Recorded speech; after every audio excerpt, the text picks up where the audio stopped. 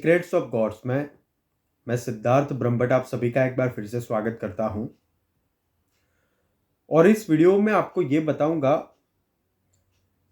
कि बिल्व वृक्ष का महत्व क्या है, क्योंकि शास्त्रों में यहां तक कहा गया है कि बिल्व का जो पेड़ होता है, जो वृक्ष होता है, वो मनुष्य को मोक्ष देने में भी सक्षम है।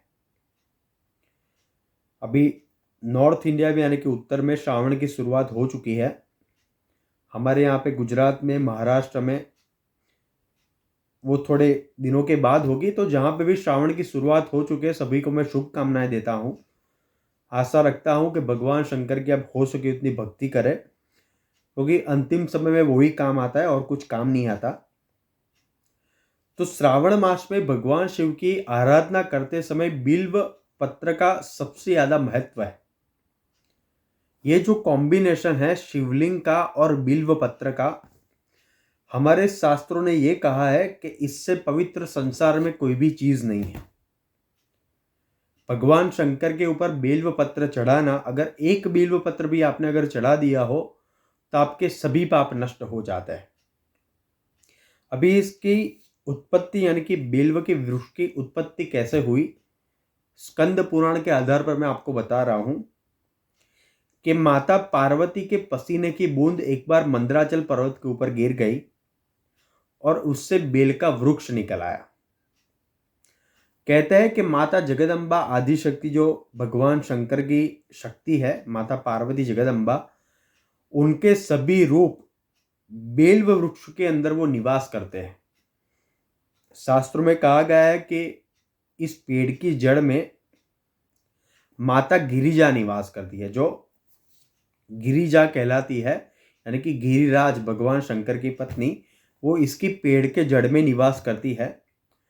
तनों में महेश्वरी निवास करती है, शाखाओं में दक्षिणायनी निवास करती है, पत्तियों में मां पार्वती का निवास होता है, फूलों में गौरी का और फलों में मां कात्यायनी का निवास माना गया है, और समस्त बेल वृक्ष में माता लक्ष्मी का निवास माना गया है।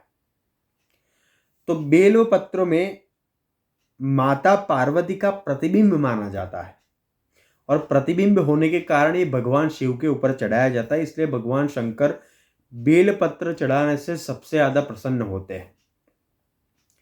दूसरी एक बात जो हमारे शास्त्रों में लिखी है, अगर आप तीर्थ यात्रा नहीं कर पाते तो आपको क्या करना चाहिए। अगर आपके आसपास कहीं भी बेल वृक्ष हो, शास्त्रों में कहा गया है कि जो भी मनुष्य तीर्थ स्थान पे नहीं जा सकता, यानी कि हमारे जो 4 मुख्य तीर्थ स्थान है, अगर कोई भी मनुष्य तीर्थ स्थान पे नहीं जा सकता तो श्रावण मास में अगर वो बेल्व वृक्ष के मूल भाग की अगर पूजा करता है और अगर उसको जल अर्पित करता है, दिया एक जला देता है, तो उसको सभी तीर्थों के दर्शन का पुण्य फल भगवान शंकर प्रसन्न मन से उसको प्रदान करते हैं।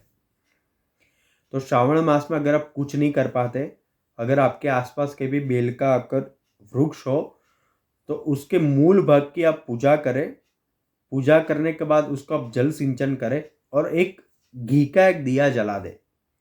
इतना करने से भी मनुष्य को सभी तीर्थ स्थानों के दर्शन करने का पुण्य फल उसको प्राप्त होता है। कुछ और बातें भी आपको बिल्व के बारे में बताना चाहूंगा, उसके वृक्ष के बारे में। जैसे कि बिल्व वृक्ष के आसपास कभी भी सांप नहीं आते। दूसरी एक बात, बिल्व पत्र आपको मोक्ष दे सकता है। इसका वृक्ष कैसे, तो शास्त्रों में कहा गया है कि किसी भी कोई भी व्यक्ति हो जो मृत हो गया हो, यानी कि मर गया हो, उसकी शव यात्रा अगर बिल्व वृक्ष की छाया से होकर गुजरे तो उसको भगवान शंकर अवश्य निश्चित रूप से उसको मोक्ष प्रदान करते हैं। ये वृक्ष जो है बिल्व पत्र का, यानी कि बिल्व वृक्ष, उसका सिंचन करने से पितृ भी तृप्त होते हैं। उसमें अगर आप जल अर्पण करते हैं तो ये जल सीधा भगवान शंकर को ही जाता है। कि बेल वृक्ष की जड़ में अगर आप जल अर्पण करते हैं तो ये भगवान शंकर के ऊपर चढ़ाया हुआ जल ही माना जाता है।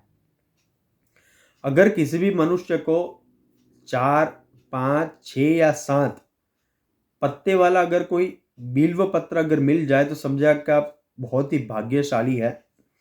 अगर आप ऐसा बिल्व पत्र अगर आप भगवान शंकर के ऊपर चढ़ाते हैं जिसके इतने मुख है, यानी कि 4, 5, 6 या 7, तो समझ लीजिए कि भगवान शंकर आपको इसका अनंत गुना फल देंगे।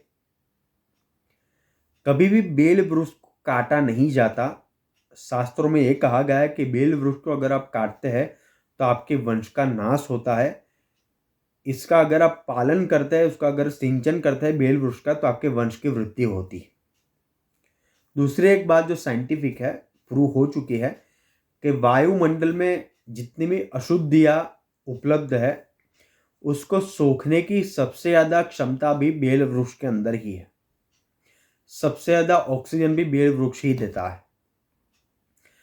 जीवन में अगर आपने एक बार भी, ये शास्त्रों की बात है जो आपको बता रहा हूं, अपने आप से नहीं बता रहा हूं, शास्त्र ये कहते हैं कि जीवन में एक बार भी अगर आपने भगवान शंकर के ऊपर अनजाने में भी, यानी कि शिवलिंग के ऊपर न जानते हुए भी अगर आपने बेल व पत्र अगर चढ़ा दिया है तो उससे भगवान शंकर आपके सभी पापों को नष्ट कर देते हैं।